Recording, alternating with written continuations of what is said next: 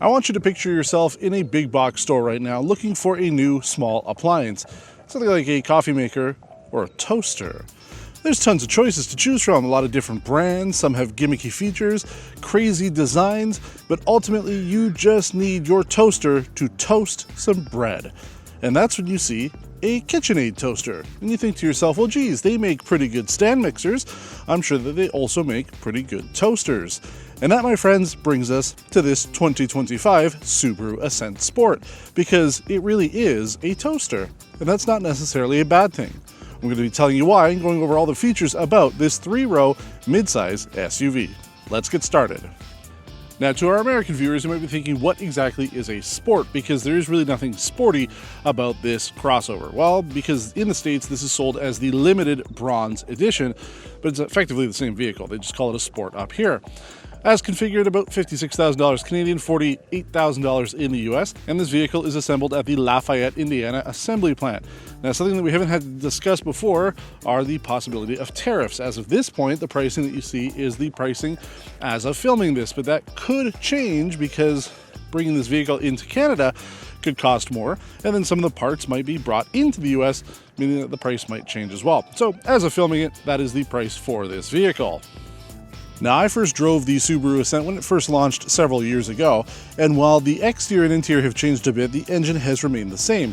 This is a 2.4-liter turbocharged Boxer 4-cylinder engine, produces 260 horsepower, 277 pound-feet of torque, and uses a CVT with a simulated 8-gear setup. Yes, there are flappy paddles on this vehicle. I don't know why you would ever want to use them, but they are there. Power to all 4 wheels comes via Subaru's symmetrical all-wheel drive system, and there are some different X-mode terrain modes to be able to get you out of stickier situations, although they aren't quite as advanced as some of the dual X-mode systems that we've tested in other Subaru vehicles. But for the most part, this should be good enough to get you and your 7 to 8 passengers around, depending on which vehicle configuration you go with. Now, the Subaru Ascent got a facelift back in 2023 with new LED headlights, C-shaped taillights around back, the larger 11.6-inch infotainment system, as well as the addition of the Cabin Connect microphone system to allow you to talk to the third row of passengers. In 2024, new mirrors were added along with updated eyesight technology, and then for 25, it's mostly a carryover model, with this being one of the new trims offered for this vehicle. For the most part, it's a pretty inoffensive design, looks really like what a generic SUV would look like, and being the biggest Subaru produced, it does take that design language that we're currently used to and just makes it a little bit bigger. Our bronze or sport package, depending on which country you live in, doesn't add any real off-road capabilities. It really is just an appearance package, giving you those bronze accents with the wheels at the bottom of the rocker panels, as well as the lower fascia with the surrounds in bronze. So if you like the look of it, I think it's pretty cool. Overall, with the black paint, you're kind of losing it a little bit. I think it stands out more if you go with the white color, but it still works if you want something that's a little unique in Subaru's lineup. But how does the Subaru Ascent compare to the competition? Effectively, every OEM here in North America has a 3-row crossover. Some of them have multiple different vehicles in that segment, so there's a lot of choice. Now, I haven't driven all of them recently, but I have driven quite a few, including the GMC Acadian, Nissan Pathfinder, Hyundai Palisade, Honda Pilot, Toyota Grand Highlander, and the Mazda CX-90. Those are all pretty comparable in terms of overall size, space, and price. Now, how does that compare to this? Well, the Ascent is one of the shortest in terms of length out of those vehicles, and it has the shortest wheelbase out of all of those. The front head and legroom is average in comparison, but the second row, both head and legroom, is below average. And you can see as I'm seated here, my head is actually touching the top portion of the ceiling here. For reference, I am 6 foot tall. Obviously, I'm a bigger guy, so I do take up more space. But if I were to sit up straight, I am inside the ceiling. Third row has the worst overall headroom and average legroom. So if you're putting people in the back, especially adults, they're not going to be too happy compared to some of the vehicles in this segment. Also, when it comes to the overall cargo capacity behind the third rows, it is, again, pretty average. So while nothing necessarily stands out in terms of dimensions or features when it comes to the Subaru, the price is definitely a good one, as it is one of the more affordable vehicles, especially when we configure them as close together as possible. The Ascent does stand out as being more affordable than the other ones we mentioned. And even when you're sitting up front, things are still pretty average when it comes to what you're getting. First off, I just want to mention the seat configuration here. While the driver does have 2 memory options and a little bit more adjustment, The passenger side here doesn't go up or down, so this is the only height that you get for this seat. And again, as a taller person, I'm getting pretty close to the ceiling here, and I do sit quite a bit higher up here in the passenger seat than I do in the driver's side.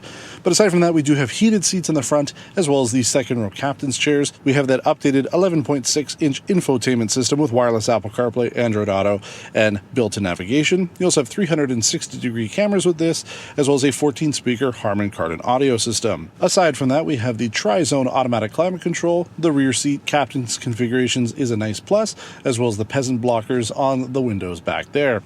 And then for the most part, I mean, the safety technology is pretty good when it comes to Subaru with their eyesight technology. Things like adaptive cruise control, lane keep assist, forward collision warning, and all that stuff are present on this vehicle. We also have the driver monitoring system, as well as the driver recognition system. So you can set up your profile to recognize your face when you get into the vehicle. It'll set things like your phone preference and welcome you when you get into the vehicle.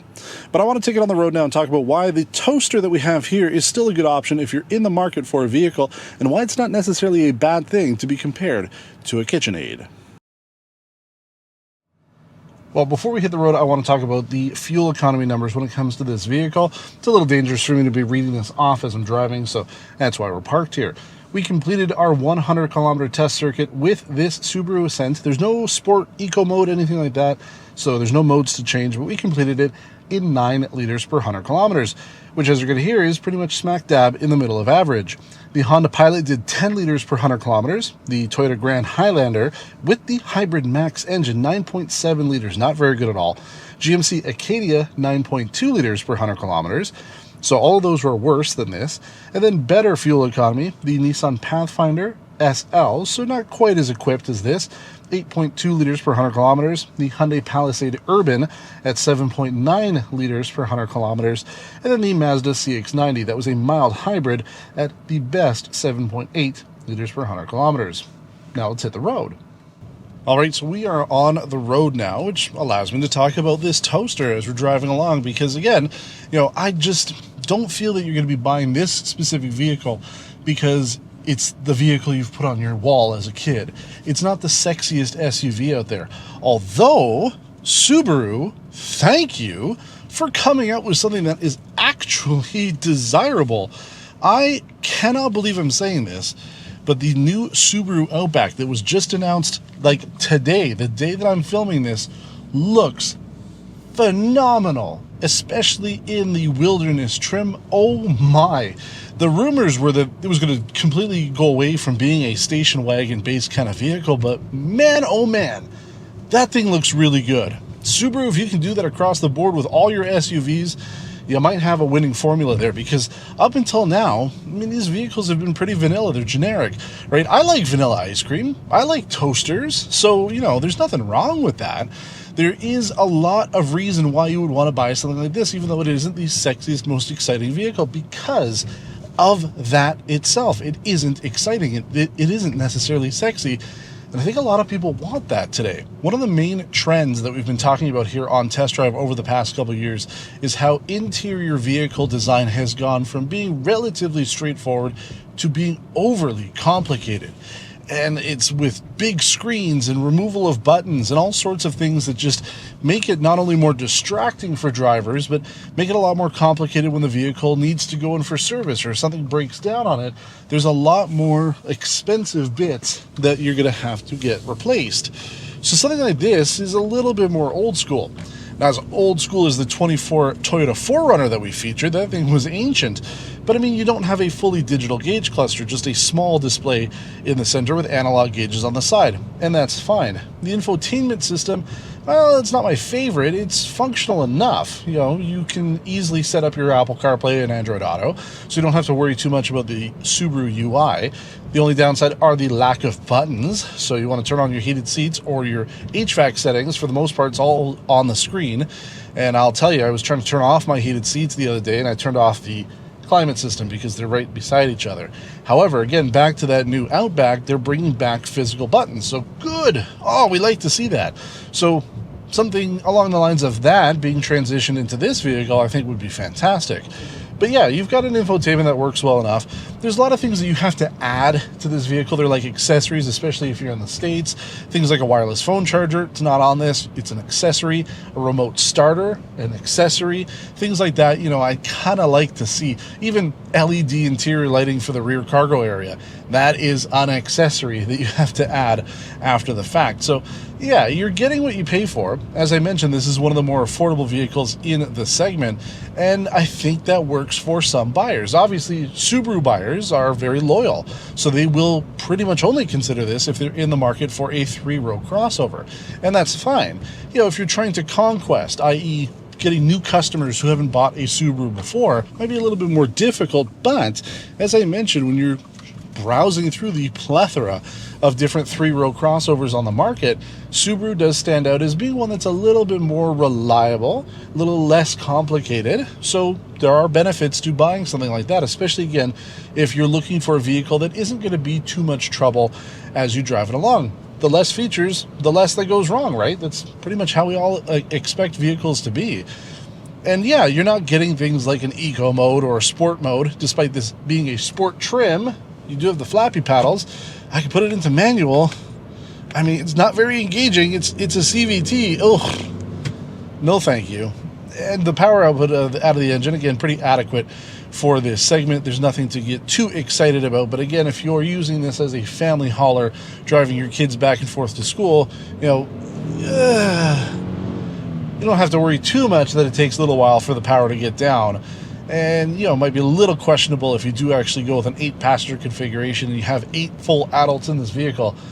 The 260 horsepower might feel a little sluggish. But again, you know, you're not buying that for that purpose. I hope that you're buying this because you've got a couple kids and you want to drive them around, or you just want something comfortable and simple. And then, I mean, the rest of the overall driving experience is, again, kind of average, which you would expect.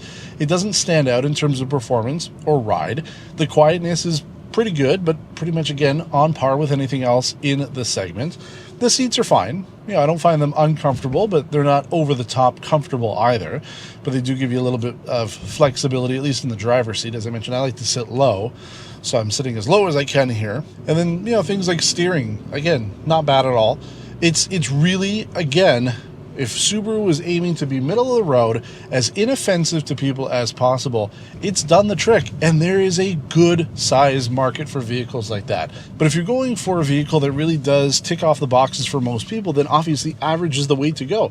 You don't want it to be crazy inefficient. You don't want it to be too expensive. You don't want it to be overloaded with features that most people don't want. And sure, you could go up to the top trim for this. You'll get a couple extra things, ventilated seats and whatnot, so you can get a little bit more tech if you want. But I think for the price, this is actually a pretty good sweet spot. Would I buy this vehicle? I don't think I would. You know, again, there's nothing wrong with it. It's just, you know, I like a little bit of sex appeal when it comes to my vehicles, and this just doesn't tick off the boxes. But again, outbackifying this vehicle maybe might make it a contender. So we'll see. A refresh should be coming soon.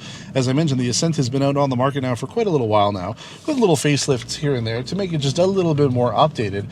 But I have to expect that a full update, a new generation for the Ascent will be coming very soon. And again, if it's anything like the new Outback, it should be a good choice. The other thing too, you know, most of the vehicles in this segment, they are going for 4 cylinders. Some still have 6 V6 engines like the Pathfinder. So we're getting onto the highway here now. Oh my god. Yeah, I mean, the engine doesn't sound great, does it? Could be a little bit more noise insulation for that, just because it doesn't have the most appealing sound. Even when you start it up, if you're standing outside of it, it's kind of like, I don't know, a little diesel-y. But again, I think it gets the job done. I mean, it really does sit right in the middle, right down the middle of average when it comes to a 3-row crossover. But I think that's the charm of it. Everybody else is trying to make their cars look as crazy as possible, add as many features, put more screens in it. And Subaru is saying no to all that, and I applaud them for it. So as always, if you have any questions about this 2025 Subaru Ascent Sport, please let me know in the comments below. We do get back to absolutely everybody, even if it takes us a week or two. We will reply to your comments and questions. We always look forward to feedback as well. If you think that we can improve this channel or any of the videos that we do, we would appreciate hearing about that. And if you haven't subscribed to our channel, then we really do encourage you to do that, as it helps us grow and it helps ensure that you're getting the most up-to-date content as we put out multiple videos every week, so you don't want to miss out on the stuff that we're doing here on Test Drive. But we appreciate you watching. Until next time, take care.